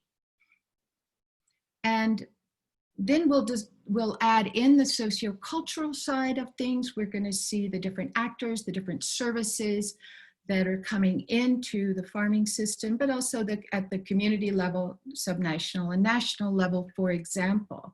So this really harkens back to the STEEP categories, because we're looking at those different categories socioecologically, socioculturally, ecologically, and economically. And then of course we have a political system that can provide an enabling environment and can in times provide some disenablers. So the outcome of a system, an agri-food system, would be food and nutritional security, socioeconomic outcomes, as well as environmental outcomes. So this would be a diagram of the same thing that's hand drawn. And I think the important thing is that when you have stakeholders together that are articulating what the system looks like for them, then you can just have a big piece of paper and let the ideas flow as they build the system. So I wondered if we have a moment. I'm just going to actually keep presenting, but I would love it if you would, in your chat box, please tell us the name of the system that you are actually focusing on. Are you focusing on a farming community, maybe an urban region, pastoral landscapes? And then if you would, with that, provide a few of the elements of that system. And I'm just going to ask you to please register those responses as I keep going. So we can use the systems map also to identify the drivers that are influencing the system. And so both Leslie and Claire have talked about some of those drivers. So here we've added some socioeconomic drivers, the demographics, the markets, science and technology, then also biophysical. And I think Claire went very much into some of these, which was really important. So we have these drivers, but can we, just as we're dialoguing among the stakeholders that are mapping, can we just take a quick glance at some of the implications of the drivers? So going back to Leslie, when she focused on land degradation, it's very important for us to recognize that any of these drivers can have an impact in the economic, in the environment, in the sociocultural dimensions. So for example, land degradation would lead to reduced water holding capacity, loss of biodiversity, land cover, lower production, perhaps a lowering of purchasing power. And so school fees are not affordable. And in much harsher cases, you'd have the need for food aid, and you might see migration. And a similar pattern when we look at, for example, burgeoning youth unemployment, we're going to see people looking for short-term income through, and perhaps that means deforestation, environmental degradation, You would have draws on the resources that are available in the system, as well as potentially increased poverty, and sometimes that will lead to, these will lead to increases in child marriages and potentially gang violence or conflict. So it's really important to recognize that when a driver hits the system you're talking about, that it's going to have implications in all the different realms we've been talking about. So I just ask you to register your questions. And now I want to spend just a few minutes on building multi-stakeholder and cross-sectoral relationships. As I've mentioned, we're going to do this throughout. Now, people talk about these words in different ways. So just for the purposes of this training, what we really want to do is just say, all right, multi-stakeholder collaboration, we're looking at the representatives of the public, the civil, and the private domains. So those would be the multiple stakeholders: government, civil society, private sector. When we talk about cross-sectoral coordination, at least in this course, we're going to be talking more around the sectors as in themes, and predominantly those that are associated with, for example, the government sectors. So that's how we'll continue to define those. So just quickly on multi-stakeholder collaboration, we talked last week about the stakeholder groups that are coming into our agri-food system. And I just wanted to give a couple of examples of those. And I've just been drawing on some information from Botswana, and I would be happy to be corrected on anything. These are just indicative. But for example, in your research community, you'll have a local university, you would have a research institute, but also at the regional level, CARDESA, at the international level, you might have an ILRI. And so there are a number of different groups that would come into play when you're actually doing your foresight process. And we'll talk more about who's at the table when you're organizing your process versus who's at the table when you're running through your foresight process. And I would also mention that there are donors in as stakeholders in that group. So right now what I'd like to do is just spend a couple of minutes on unpacking this government sectors and how do we build cross-sectoral collaboration, and why systems mapping actually helps with that. So for example, in Botswana, some of the core ministries and departments around climate change are in agriculture, environment and climate, education, science and technology, disaster preparedness, and then of course, gender affairs and youth empowerment. Now, what we want is we want these different sectors having joined up thinking and knowing each other's roles and responsibilities, but also knowing that within the context of systems thinking. And the reality is that there's a much wider set of sectors that you would bring in because of what we know about climate resilience and what would be needed. And a key one is always the finance and planning, but we would bring in others such as water and energy and health, trade and industry. So we continue to want to help build these networks among these actors so that we have the right people at the table. And in the ideal scenario, we would like all of the actors, stakeholders and sectors to have a systems view. They may focus in on one area, but they understand, respect, and interact with the other sectors. So can this really be done? I'm just going to say quickly that absolutely. Sabrina and I have had many opportunities to bring different government sectors into a room, for example, along with other stakeholders, and they can actually talk about what do they give and what do they get from each other related to a topic. In this case, it was food security and nutrition, but they're seeing each other's relationships. and it can actually be a fun exercise. So building relationships throughout the Foresight activity really do help to enhance cross-sectoral collaboration as well as the stakeholder collaboration. And what we've seen is that the end product, which can be transformative strategies for development and implementation, are much more inclusive in terms of sectors and in terms of stakeholders. And so lastly, a systems understanding among the stakeholders is the first step to creating meaningful change in the system and developing those robust strategies through our Foresight process. Thank you so much. Great, thank you so much, Constance.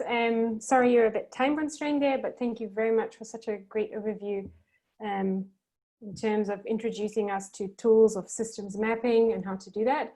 And we saw some really nice responses. I'd now like to open up for our final Q&A. So this can be questions to Constance in terms of systems mapping as an approach, or cross-sectoral relationships, multi-stakeholder, anything in this regard, or to any of the speakers today, or more broadly on Foresight. We'd invite you to raise your hands, and then we can hear your voices again. And then I will just, so we'll take about 8 minutes of questions, and I'll do a very quick wrap up, and we will aim to finish at 4 on the dot. Is there any new hands up? Sabrina, this is Pier Andrea here. I hope you can hear me okay. While we wait to see if anybody wants to have the floor, we have one question that came earlier in the chat from Justice Zvaita. Sure. And the question reads, I think in systems mapping, we should involve the affected and the interested stakeholders. Can't not we use an integrated approach in system mapping where we involve both the interested and the affected? Justice, that is an excellent question, and the answer is absolutely yes. I think you hit the nail on the head. The point is integrated, and absolutely we want to know who is affected and who is interested and or more influencing sometimes of the system. So you're absolutely right. We want to think about both sides of those. I think when we look at land management, we often think about, well, the farmers, the pastoralists, the conservancies, they are directly managing land. But there's all the rest of us are in some way indirectly affecting how our agri-food system is developing. Thank you for that.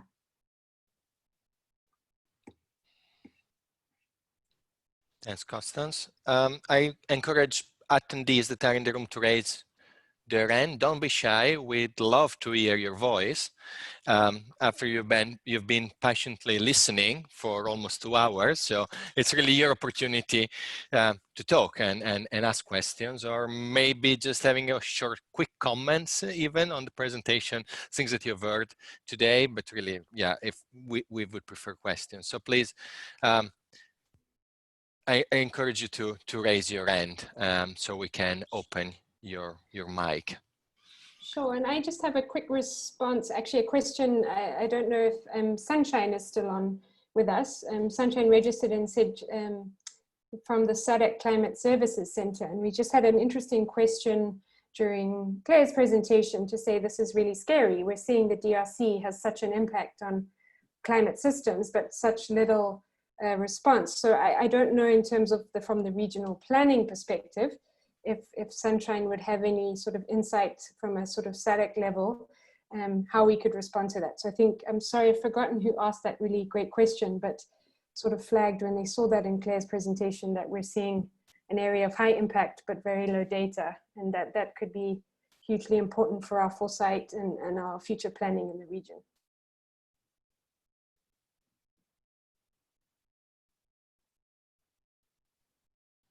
So I don't know if Sunshine's still there. If not, I don't see her in the room at the moment, okay. Sabrina. No maybe problem. We'll ping her afterwards. Yeah. Just to follow up on that, I think it's a really good and critical point, and the question of data is one that the climate scientists are grappling with, and one of the the kind of major things that are coming in now is using remote sensing data, satellite data, to try and understand weather patterns and rainfall events and all sorts of things in that region. Because we don't have the level of monitoring on the ground that we would hope, we're now looking at those remote sensing types of ways of collecting data. And they're doing some really great work using satellites to understand what might be going on in the Congo in order to help our models represent that area in a much more consistent way. Great. Kenneth has typed a question here, and then Justice, we've just seen your hand, so we'll get to you. But Kenneth, for Constance, nice you've outlined the basics of systems mapping, understanding now how we could use this in climate and weather information for the best use for decision making around climate risk. So basically, how can we use a systems mapping as a tool and an approach to understand climate risk a bit better? I think that's an excellent question, and it's probably a bounce between Claire and I as well, because one of the things that Claire pointed out in the IPCC framework was these different interplay between the social, cultural, the environmental, the economic as well. And so the systems mapping is very valuable in terms of bringing people into the space and actually bringing new ideas.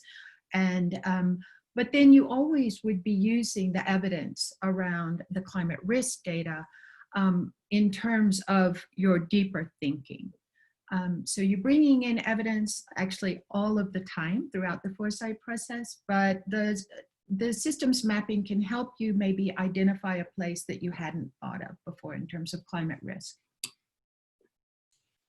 Yeah, just to follow up on that, absolutely. I mean, we use systems mapping quite a lot to understand how different stakeholders understand how the system works, to try and identify where we have maybe underdeveloped knowledge about different aspects of the system, so we can focus our efforts there, to look at where we have evidence, what kinds of evidence, and also it enables us to say, okay, well, if we intervene here and do something, what happens? How does that affect other parts of the system? So I think absolutely that doing that and using that in those ways is really critical. Perfect. Pierre, can we let Justice speak? He's got his hand up. Hopefully we can hear you this time, Justice.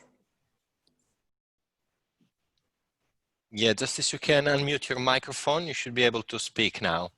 I see the microphone is still muted, so you should be able to unmute it. Yeah, it's open now.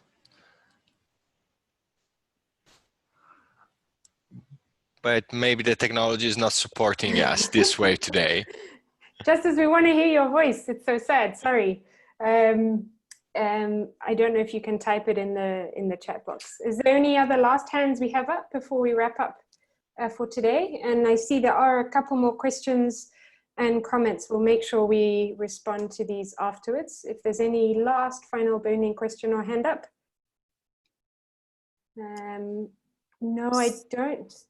Sabrina, yes, I see Irene is saying that the systems map should be a moving document. So, and I completely agree. It has to continue to be evolved. People need to be able to find themselves in that system. And I do appreciate what you've said. It's a listening ear to ensure that the map is relevant to the stakeholders and the people you're interacting with. Thank you for that.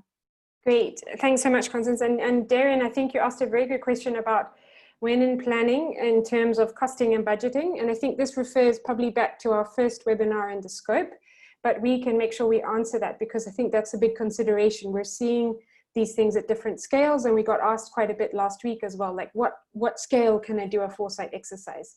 And so again, this issue around budgeting and planning, you would probably, it really depends on which question you want to answer and who you're engaging into your foresight process. But we will make sure we answer that more fleshed out. And I think Lily will just post again the events, the website link where we're doing the Q&A responses and all the resources. So with that, I will just do a very quick wrap up in terms of our key learning and just a little bit of briefing what's happening next week. So I think it's been quite a rich session of learning. We've really dived into the analysis section of the Foresight process, as well as the interpretation. So really trying to understand tools and methods within those. So we looked at trends analysis and horizon scanning, and Leslie gave us a very kind of detailed overview of some of the key trends for the SADC region. We then looked into climate risk around the SADC region and looking about what's the potential future emerging climate risks, and also then into the more interpretation phase of Foresight and looking at tools such as how you build a systems map, and then how a systems map can help us work very actively in a cross-sectoral way, and who do we need to bring in and bring into a process to be speaking together. So we will be meeting again next week for the third in our series. We will be in the planning stage. We will be looking at tools such as visioning, causal analysis. We will be building again around a stakeholder map and how you increase that. And we will try and bring in some more kind of application in terms of budgets and who you bring in and how you bring them in. And then building a pathway, so an action plan. How do you actually look at a different pathway for climate resilience? And then how do we look at trade-offs? And next week we will be using some breakout rooms, so participants will be grouped together, we'll be doing some working groups and coming back into plenary. So it'll be a very active, engaged session where we would like participants to look at specific questions, and so we hope to see you there. So just as our ticket out, usually if we were in a room together, we would ask you for a comment. But just in closing, if you have any last comments for the chat box, if you want to use an L to say something specific, is there something you learned today? One thing that really is stuck in your mind? And then any comments, basically anything for the training team, any critiques, comments, whatever, we take it all. We're in a very kind of adaptive, and this series is all about as much learning as possible. So the more feedback we get, the better. And just really a massive thank you for the great participation. And from the moderation side, thank you so much to Leslie, Claire, and Constance for your great presentations, and Pierre for leading us. So thank you, everyone. It's about 4 o'clock, so we're closing, I think, on time. So I just invite you to do those last comments into the chat box, and we'll keep the Zoom open for a couple more minutes if anyone wants to do any more networking. But thank you again. And goodbye. Yes, sorry. I wish we could see you all. Thank you, Sabrina. Hopefully next week we'll have more people on camera. We'll try to arrange it. Or next webinar or the one after. We'll see if we can arrange a slightly different setup and have more people on camera. Yeah, thank you all. I can see there was some really great comments and back and forth in the chat box. So thank you all for that. Thank you, Leslie. Yeah, it's so great to see people interacting, because I know how difficult it can be when we're all sitting in our offices and homes all over the world. That it's so great to see so much discussion going on in the chat box.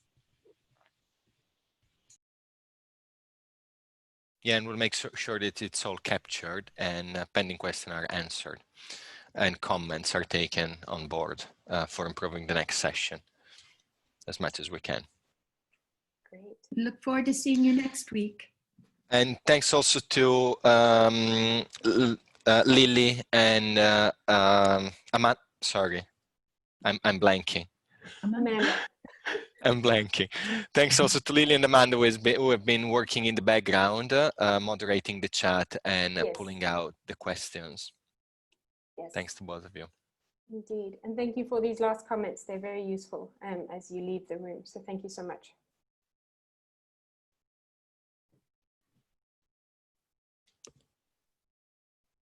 So we'll keep the room open just a few more seconds, allowing people to log in the last comments and to say goodbyes.